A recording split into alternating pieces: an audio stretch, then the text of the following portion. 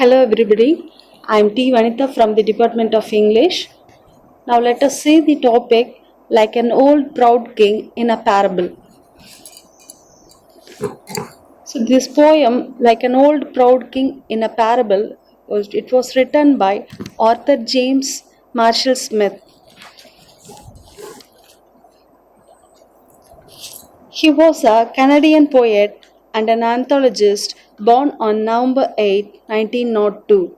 He was a prominent member of a group of Montreal poets who distinguished themselves by their modernism in a culture still rigidly rooted in Victorianism. He got his graduation in MC Gill University. While an undergraduate there in 1924, he wrote for and co edited the MC Gill Daily Literary Supplement. In 1925, he and F.R. Scott founded the MC Gill Fortnightly Review. In 1943, his first anthology, The Book of Canadian Poetry, it was published. Smith won the 1943 Governor General's Award for his first collection of poetry, News of the Phoenix and Other Poems. In 1966, the Royal Society of Canada awarded him Lon Pierce Medal. Smith's poem The Lonely Land was set to music by Violent Archer in 1978. Smith died on November 21, 1980 at the age of 78 in United States. This poem, like an old proud king in a parable, it appeared in MC Gill Fortnightly Review in the year 1926. In this poem, Smith narrates the story of an old king who abandons his kingdom to become a poet.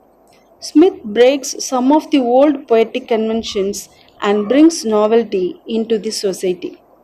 Let us see the lines. A bitter king in anger to be gone, from fawning courtier and doting queen, flung hollow sceptre and gilt crown away. And breaking bound of all his counties green, he made a meadow in the northern stone, and breathed a palace of inviolable air, to cage a heart that caroled like swan, and slept alone, immaculate and gay, with only his pride for a paramour. So here the poem starts with a king who is strange in nature. He is very angry and he is bored to forego the pleasure of the kingdom. He renounces his kingdom. He is tired of exaggerated flattery of his courtiers and affection of his queen. So he throws away his sceptre and his shining crown. He decides to detach himself from all his counties and his kingdom. The king readily sacrifices the existing kingly life and moves to a lonely land, a meadow in the northern stone. Northern stone is in the northern part of Canada, a land of mountain, snow, and forest filled with nature. The king rejoices to live his life along the meadow. In the meadow, he feels like an uncontrollable swan. His heart is singing like a swan after he came out from the palace. He sleeps alone in northern stone and purifies himself. His pride is his only partner in his lonely place.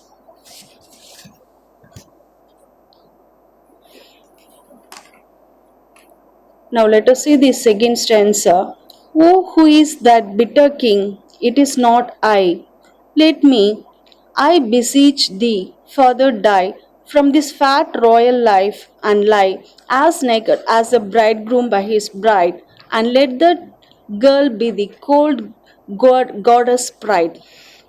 In the second stanza, again there is a question about bitter king. He admits that he is not a bitter king now. He requests Father, that is God, that he wants to die from the royal life. It means that he does not want to lead his life in palace. He wants to attain enlightenment.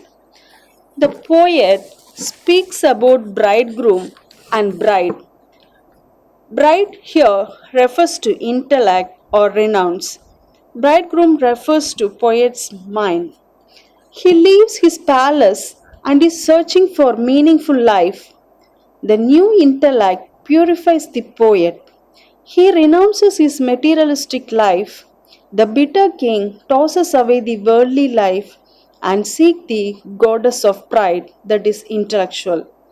He realizes that intellectual beauty is more vital than worldly pleasures.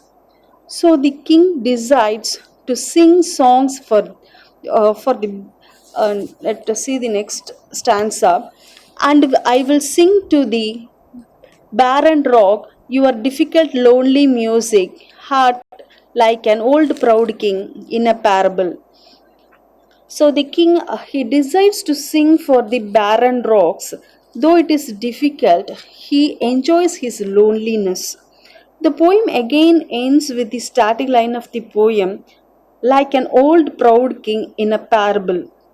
This time he is so happy and proud because of his detachment from his material life. He combines his life with nature. Through this poem, A.J. Smith conveys how the king abandons his kingdom to become a poet.